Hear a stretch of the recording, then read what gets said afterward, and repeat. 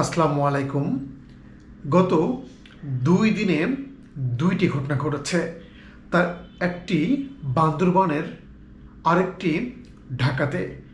বান্দরবানে খ্রিস্টানদের একটি পাড়া আগুনে পুড়িয়ে দেয়া হয়েছে।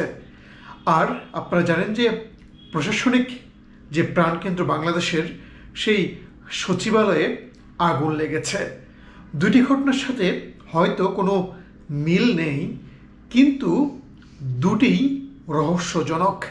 রহস্যজনক এই জন্যই বলছি যে ঠিক বড়দিনের আগের রাতে খ্রিস্টানদের বাড়িঘর কেন পুড়িয়ে দেয়া হলো। আবার শুনছি ওইটা নাকি বা ওই জায়গাটা নাকি পুলিশের সাবেক আইজিপি যিনি ছিলেন, সেই বেনজির আহমেদের নাকি ইজারা নেয়া। আবার অন্যদিকে ঢাকায় আপনারা জানেন যে কালকে রাতে সচিবালয়ের একটি ভবনে আগুন লাগে এবং কয়েক ঘন্টা পর সেই আগুন নিয়ন্ত্রণে আসে। এতে করে কিন্তু বেশ কয়েকটি মন্ত্রণালয়ের পুড়ে গেছে। প্রশ্ন হলো, এসব কিছু কিন্তু নানা ধরনের জল্পনা কল্পনার তৈরি করছে। অন্তর্বর্তীকালীন সরকার থেকে বলা হচ্ছে যে এটা ষড়যন্ত্রের অংশ। তাহলে প্রশ্ন, এই ষড়যন্ত্র করলো কারা? মূল ঘটনাটা যদি আমরা একটু দেখি, তাহলে সচিবালয় নিয়ে আলোচনা করব। মূল আলোচনাটা যে সচিবালয়ের 7 নম্বর ভবনের 6 তলায় দিবাগত রাত 1:50 আগুন লাগে। ফায়ার সার্ভিসকে 1:52 খবর দেওয়া হয় এবং 1:54 থেকে তারা কাজ শুরু করে। সকাল 8:05 আগুন নিয়ন্ত্রণে আসে। যদিও পুরোপুরি আগুন নিয়ন্ত্রণে আসতে দুপুর 12টা বেজে যায়। এ ঘটনায় ফায়ার সার্ভিসের একজন কর্মী নিহত হয়েছেন। ট্রাকের ধাক্কায় তার মৃত্যু হয়।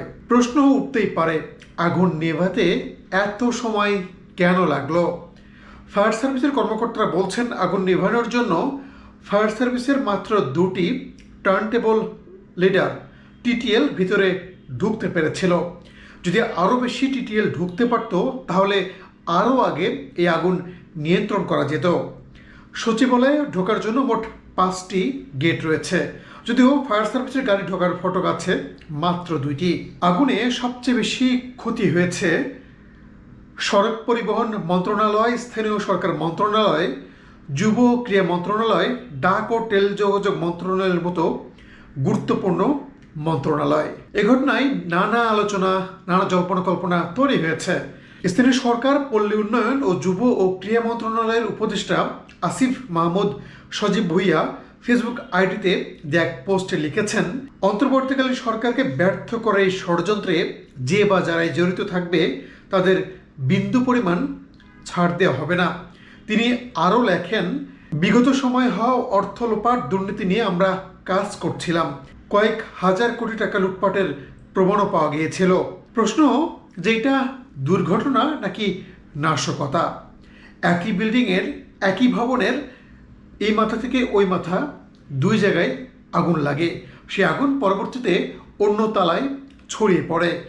একই সঙ্গে একই বিল্ডিংয়ের 2 পাশে কিভাবে আগুন লাগে, এটা কিন্তু আসলেই সন্দেহের বিষয়। যদিও এরই মধ্যে অন্তর্বর্তীকালীন সরকারের পক্ষ থেকে একটি তদন্ত কমিটি গঠন করা হয়েছে, যে এটা আসলেই দুর্ঘটনা নাকি নাশকতা সেটি বের করার জন্য। দেখা যাক সামনে তারা কী ধরনের বা কী রিপোর্ট জমা দেয়।